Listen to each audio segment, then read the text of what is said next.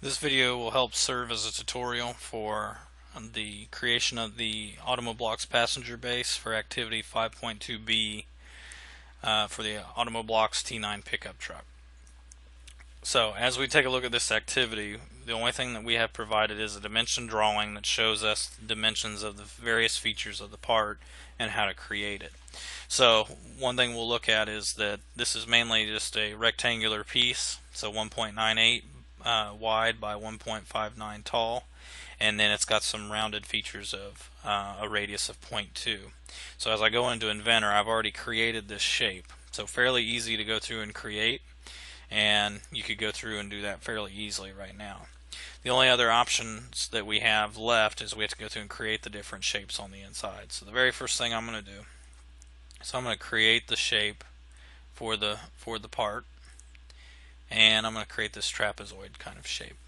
Utilizing the dimensions from the part, from the drawing to make this part, I'll go through and take a look at some of the features, making sure to reference from the right edges. So mainly from like the edges of the part. So like here from this edge to this corner, I will end up having a 0.19 dimension. And as I go through, I will kind of make this a little bit easier to read here. And then as I go along from this edge to the other corner, I will end up having a 0.85 dimension. So it will kind of distort the shape for right now, but as long as we keep applying dimensions accurately, we're going to go through and get the right shape. From the left edge to the top corner, 0.25, and from the left edge up to the top, 0.79.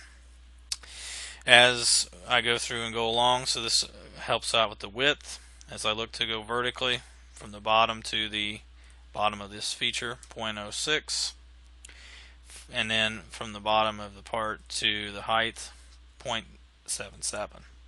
So these features will go through, and these dimensions will help us with that. The only thing we have left is there is a little rectangular shape that we have to place inside of our shape, so I want to make sure that I get right on the lines, and then I'll go through and dimension as they show on the drawing. So from the left edge to this first line will be a value of 0.44.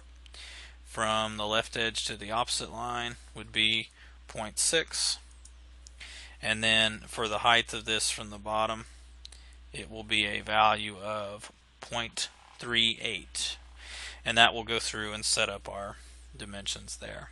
The only other thing that I have left to do is I will go through and take a look at having to do that 3 more times. Well, to make it a little easier, I'm going to use the copy option under the modify panel. I'll select all of my geometry that I have for this part, and then choose a base point. So the base point I'm going to use is this corner here, because as I place the next part to copy it, I can go through and dimension to it. So, and I'll go through and place 3 more of these same sketched parts here. Alright, as I take a look, dimension drawing wise, from the left side to this very corner on this part, it will go through and have a dimension value of 1.12, and then likewise I'll probably go through and set the same dimension from the left side to this top upper corner to 1.12 as well. Now, as far as kind of establishing some of the same placements on the top, I will from the top edge to the top part here to be 0.06. It will shift the sketch down a little bit, and to make sure that we're keeping everything kind of in line, I'm going to use the collinear constraint, and I'll choose the top line of this part and the top line here, go through and choose the bottom line here and here, and then kind of go around and just check the tops, collinear constraint all of these parts as such. So that way that they're all lined up. You want to make sure that if you look across, they're all lined up together, they're all hitting the same point, and it looks like an exact pattern of what this shape would go through and create. Alright, as I say finish sketch, it goes through and tells me I have an extrusion depth of 0.31.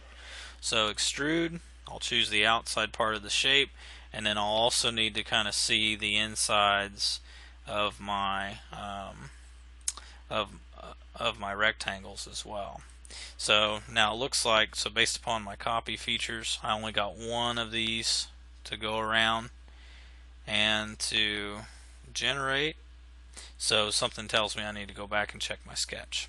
So as I go through and check my sketch, it may be one of those best scenarios that I go through and check to make sure I got a closed loop. So I might draw a line in around these three to connect, create a closed loop. So this is some problems sometimes you may run into on this particular part.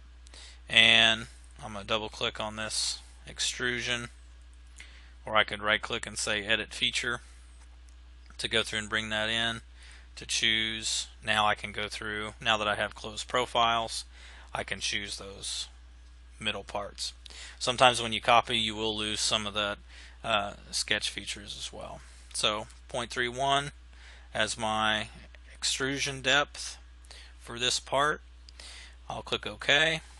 The tops of this part are also have a radius of 0.05, so I'll click on the fillet tool. 0.05 for my dimension value, and I'll have to choose these edges up here at the top to round off for our piece. And then they say to provide a shell thickness of 0.01. So I'll scroll around to the back, choose the shell option, provide a thickness of 0.01 in